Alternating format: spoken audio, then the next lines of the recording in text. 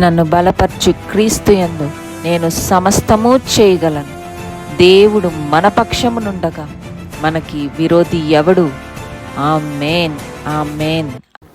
Thank you lord.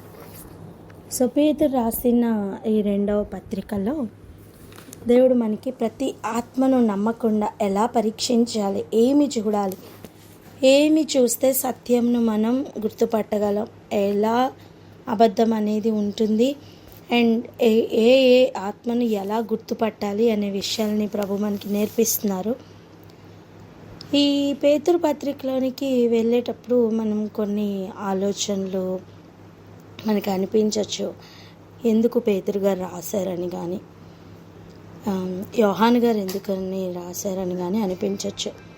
మనం గమనించండి, ఒక సైనికుడు ఉన్నారంటే ఆ సైనికుడికి ఖచ్చితంగా శత్రువు ఎవరో చూపించాలి, లేకపోతే యుద్ధం ఎవరితో చేయాలి, యుద్ధం పోరాటం ఎలా ఉంటుందో ఎలా తెలుస్తుంది. సో ఖచ్చితంగా సైనికుడికి ఒక పాయింట్ ఆఫ్ టైం వచ్చేసరికి మనం శత్రువు ఎవరు, ఎలా ఉంటారు, మరి రాజ్యంని ఎలా కాపాడుకోవాలి, ఎక్కడెక్కడ స్థావరాలు ఉంటాయి, శత్రు స్థావరాలు ఎక్కడ ఉంటాయి, బలాబలగాలు ఏంటి, ఎలా మనం జయించాలి, ఇవన్నీ నేర్పించాలి. ఇవన్నీ సైనికులకే నేర్పించాలి. అదేవిధంగా క్రీస్తుతో సైనికులుగా ఎవరెవరైతే దండులోనికి చేర్చబడుతున్నారో, యెహోవా మహాసైన్యంలో ఎవరెవరు చేర్చబడుతున్నారో వారందరికీ కూడా యుద్ధము, యుద్ధ నీతి, తర్వాత దుర్మార్గులు ఎవరు, శత్రువులు ఎవరు, ఎక్కడెక్కడ వారి స్థావరాలు ఉంటాయి, ఎలా జాగ్రత్త పడాలి, ఇవన్నీ నేర్పిస్తారు. దానిలో భాగమే ఇది. సో ఆ దృక్పథంతో, ఆ ఉద్దేశంతోనే వీటిని నేర్చుకుందాం. రండి వెళ్దాం. 2వ పేతురు రాసిన పత్రిక 2వ అధ్యాయం 5-6 వచనాలు చదువుకుంటున్నాం. మళ్ళీ అవే చదువుకుందాం. సో మరియు ఆయన పూర్వకాలమందున్న లోకమును విడిచిపెట్టక భక్తిహీనుల సమూహం మీదకి జలప్రలయంను రప్పించినప్పుడు నీతిని ప్రకటించిన నోవాహును మరి 7 కాపాడెను. ఈవెన్ 6th verseలో కూడా మనకి ఇంకొక నోట్ ఇస్తున్నారు. అదేంటి అంటే, సొదొమ గొమొర్ర అనే పట్టణంను భస్మం చేసి ముందుకు భక్తిహీనులకు వారికి వాటిని దృష్టాంతంగా ఉంచుటకై వాటికి నాశనం విధించి దుర్మార్గుల కామ వికారయుక్తమైన నడవడి చేత బహుబాధపడిన నీతిమంతుడగు లోతును తప్పించెను.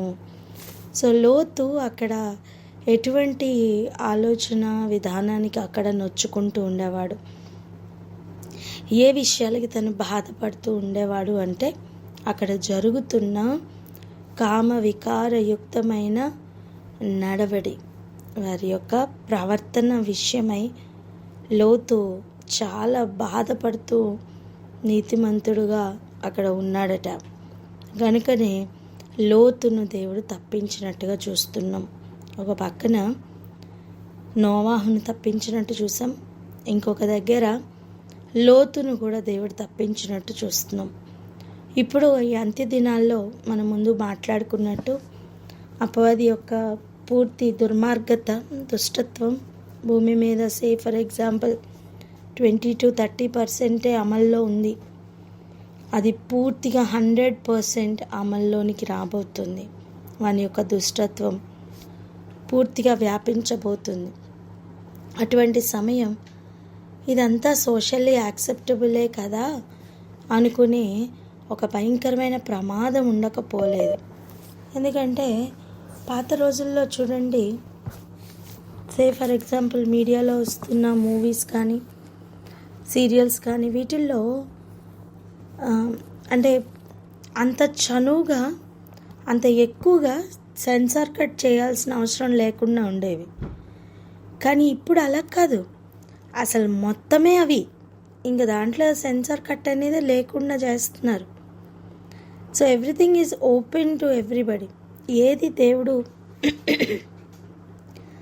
పవిత్రంగా ఉంచాలని పెట్టారో అదంతా అపవిత్రతకు మార్చి, దుర్మార్గతకు మార్చి, ఆ కామ వికార చేష్టలు ఎక్కువైపోయినాయి. ఒక పాట ఉందంటే చూడండి, లోకంలో ఉన్న పాటలు, సినిమాల్లో ఉన్న పాటలే తీసుకోండి, ఒకరినొకరు పరస్పరం ప్రేరేపించుకుంటూ, కామానికి ప్రేరేపించుకుంటూ ఉన్న పాటలే ఉన్నాయి ఎక్కువగా.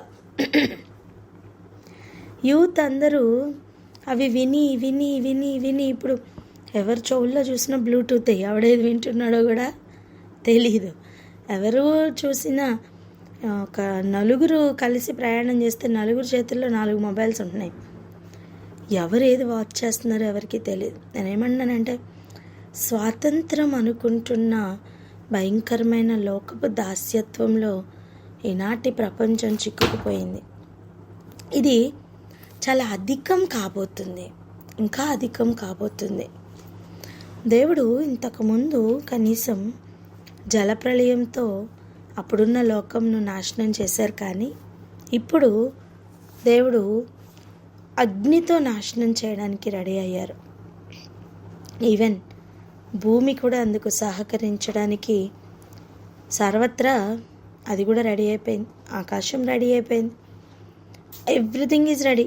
నేను అంటాను, అన్నీ రెడీగా ఉన్నాయి. పెళ్లి కూతురు ఒకటే రావడం ఆలస్యం ఎలా అయితే మనకి పెళ్ళిళ్ళలో జరుగుతున్నాయో, అలా ప్రస్తుతం పెళ్లి కుమార్తె రెడీ అవడమే లేటుగా ఉంది. భూమి మీద కూడా ఆయన పెళ్లి కుమార్తె సంఘం ఇంకా సిద్ధం అవ్వట్లా. ఇదంతా ఇలా ఉంటుండగా ప్రభు మనకి ఇవన్నీ ఎందుకు చెప్తున్నారు అంటే, 1 గుర్తుపట్టడానికి, 2 జాగ్రత్త పడడానికి, 3 అందులో పడిపోకుండా ఉండడానికి. ఇవి డేంజర్ జోన్స్ అని మనకి చూపిస్తున్నారు. నెక్స్ట్, ఈరోజు మనం 8వ వచనం నుండి చదువుకుందాం. చూడండి.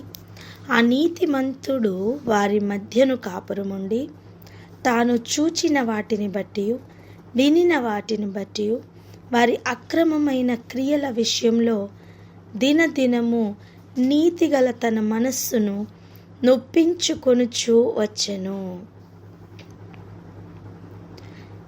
కాంప్రమైజ్ అవ్వలేదట, నొప్పించుకుంటూ వచ్చాడట. ఒకసారి ఆలోచించండి. ఆ నొప్పిస్తున్న హృదయాన్ని కూడా దేవుడు చూశారు. అందుకే కదా రాయించారు. పరిశుద్ధాత్ముడు అది కూడా చూస్తున్నారు. మన ఇంటెన్షన్ ఏమై ఉన్నది అని ప్రభు ఖచ్చితంగా చూస్తారు. ఇక్కడ మనం గమనించాలి, అక్కడ ఎంతగా నొప్పించుకుంటూ తను ఒక్కొక్క మాట వింటున్నప్పుడు ఎంత తనకి బాధ అనిపిస్తుందో ఆలోచించండి. ఈరోజు ఒక్కొక్క వార్త వింటున్నప్పుడు నాకెందుకులే, నేను బాగానే ఉన్నాను కదా అన్న జోన్లో క్రైస్తవులు ఉండడానికి వీల్లేదు. ఎందుకంటే దేవుడు పరిశుద్ధుడు, పరిశుద్ధంగా ఉండడానికి పిలువబడ్డారు. కనుక ఇలాంటి అపవిత్రమైన కార్యాలు మందిరంలోనే జరుగుతున్నాయి అన్నప్పుడు నాకెందుకులే అనుకొని నువ్వు జాగ్రత్తగా ఉంటున్నాను అనుకుని ఎలా అనుకుంటావు? ఒక ఎగ్జాంపుల్ చూడండి. కాలుకి దెబ్బ తగిలింది అనుకోండి, చెయ్యి నాకెందుకులే అంటదా? కాలుకి ఆపరేషన్ అయింది అనుకోండి, నాకెందుకులే అని నోరు తింటా ఉంటుందా? లేదు. నోటికి కూడా బాధ కలుగుతుంది. అక్కడున్న నొప్పిని బట్టి దాని ఎఫెక్ట్ మనం ఆకలి ఉన్నా తినలేని ఒక స్థితిలో మనం చూస్తూ ఉంటాం. అంటే ఏంటి, ఒక అవయవానికి బాగలేకపోతే ఇంకొక అవయవం స్పందిస్తుంది.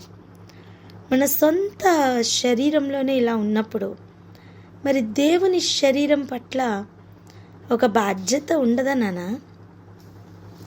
ఖచ్చితంగా ఉండాలి, ఉంటుంది. లోతు ఆ రోజు మనసు నొప్పించుకుంటూ ఉన్నాడట. భక్తులను శోధనలో నుండి తప్పించుటకును, దుర్నీతి పరులను, ముఖ్యముగా మలినమైన దురాశ కలిగి శరీరానుసారంగా నడుచుకొనుచు ప్రభుత్వమును నిరాకరించుచు శిక్షలో ఉంచబడిన వారిని తీర్పు దినం వరకు కావలిలో ఉంచుటకును ప్రభువు సమర్థుడు. వీరు తెగువ గలవారును స్వేచ్ఛాపరులనై మహాత్ములను దూషింప వెరవకయున్నారు. మహాత్ములను అంటే మహిమలను అని ఫుట్నోట్లో మనకి ఇచ్చారు. ఈ మాటను కొంచెం గ్రహించడానికి ప్రయత్నం చేద్దాం. భక్తులను శోధనలో నుంచి తప్పించడానికి దేవుడు సమర్థుడట. చెప్పండి అన్నమాట. భక్తులను శోధనలో నుంచి తప్పించడానికి దేవుడు సమర్థుడు. శోధనలో నుండి తప్పించుటకు దేవుడు సమర్థుడు. ఆమేన్. ఇప్పుడు అదే 6వ వచనంలో మనం ఏం చూస్తాం? భక్తిహీనులగు వారికి దృష్టాంతంగా ఉంచడానికి సొదొమ గొమొర యొక్క భస్మము దేవుడు చూపిస్తున్నారు. సో భక్తిహీనులకు దేవుడు తీర్పు తీర్చడానికి సమర్థుడే, భక్తులను తప్పించడానికి కూడా ఆయన సమర్థుడే. ఈరోజు నువ్వు ఎక్కడ ల్యాండ్ అవుతున్నావు ఒకసారి చెక్ చేసుకో. నీ భక్తి ఎలా ఉంది ఒకసారి చెక్ చేసుకో. కారణం ఏదైనా కావచ్చు. ఏ కారణం చేతనైనా సరే నువ్వు భక్తి అధికం చేసుకోవచ్చు. ఏ కారణం చేతనైనా సరే భక్తిహీనతని ఇంప్రూవ్ చేసుకోవచ్చు. శ్రద్ధ కలిగిన వాడు ఐశ్వర్యవంతుడు అవుతాడు. మనం దేని మీద శ్రద్ధ నిలిపితే అది పెరుగుతుంది. అది భక్తిహీనత అయినా పెరుగుతుంది, భక్తి అయినా పెరుగుతుంది. కానీ ఇక్కడ భక్తులను శోధన నుంచి దేవుడు తప్పిస్తారట. ఈరోజు మనం తప్పించబడాలి అంటే భక్తి పరులై ఉండాల.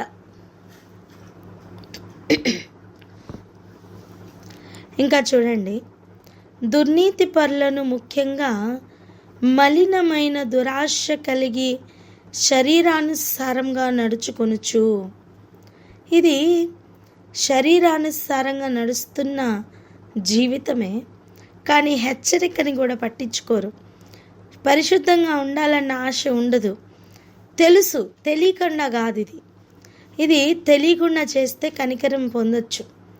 ఇది అజ్ఞానం చేత చేస్తే కనీసం తెలియ చెప్పినప్పుడు జ్ఞానం కలిగి మార్చుకునే అవకాశం ఉంటుంది. కానీ ఈ మలినమైన దురాశ కలిగి అంటే ఆల్రెడీ లోపల దురాశ పరిపాలన చేస్తుంది. దురాశనే అధికముగా హృదయంలో ఉంది కనుక అది మలినమైన దురాశ. అంటే ఇంకెంత చెడ్డదో చూడండి, ఇంకెంత అంటే క్లీన్గా అవ్వే అవకాశమే లేని ఒక దురాశ. అర్థమవుతుంది. దేవుడు మనల్ని మచ్చలు, డాగులు, మడతలు లేకుండా వాక్యం అనే ఉతకం చేత క్లీన్ చేస్తున్నారు, రాకుతున్నారు, క్లీన్ చేస్తున్నారు. కానీ ఈ మలినం ఎటువంటిదంటే ఎంత రాకినా, ఎంత ఉతికినా, చాకలివన్ సబ్బైన దేవుడు ఎంత ఉతికినా కూడా ఇవి శుభ్రపడని ఒక మలినమైన దురాశలు. వీటిని జరిగిస్తూ ప్రభుత్వమును నిరాకరించుచు. అర్థం, దేవుడు మనందరి మీద అధికారి, ప్రభువులకు ప్రభువై ఉన్నాడు. చెప్పండి. రాజులకు రాజై ఉన్నాడు, ప్రభువులకు ప్రభువై ఉన్నాడు. అంటే ఆయన ఎంత అధికారం కలిగి ఉన్నారు. సో వీరు ఏంటంటే ప్రభుత్వమును నిరాకరిస్తారు, అటు దేవుణ్ణి నిరాకరిస్తారు, అటు దేవుడు నిర్ణయించిన అధికారమును కూడా నిరాకరిస్తూ ఉంటారు. అటువంటి మనస్తత్వంలోనికి వీరు వెళ్ళిపోతారట. అందుకే శిక్షలో ఉంచబడిన వారిని తీర్పు దినం వరకు కావలిలో ఉంచుటకు దేవుడు సమర్థుడట.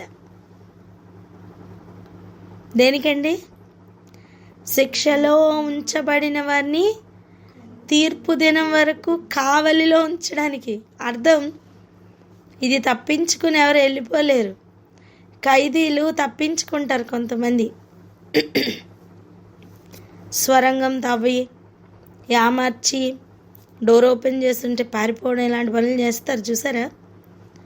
జైల్లో నుంచి తప్పించుకునేవారు ఉంటారు. కానీ ఇక్కడ పరిస్థితి ఏంటి తెలుసా? తప్పించుకునే అవకాశమే లేదు. చెప్పండి అన్నమాట.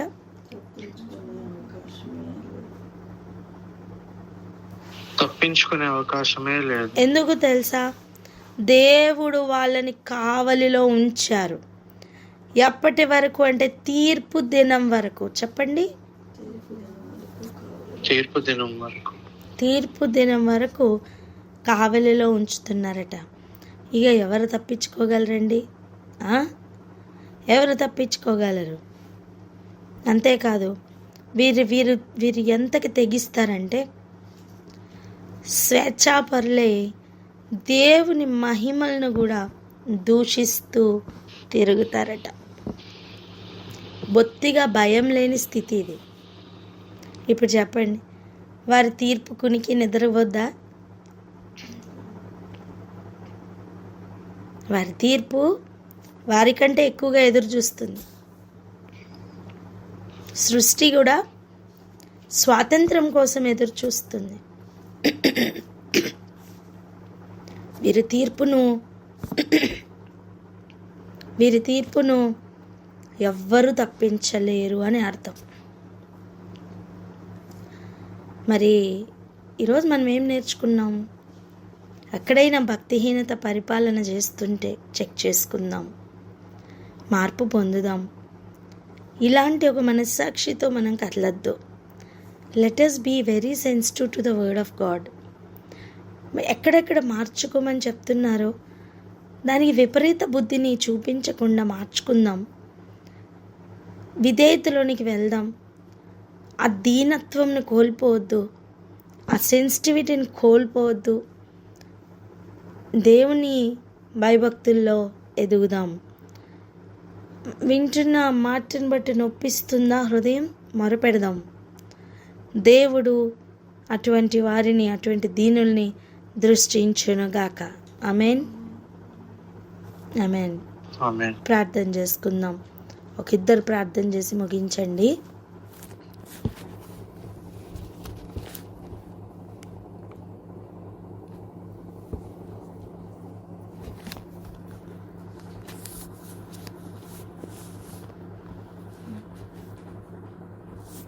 చెయ్యమ్మా.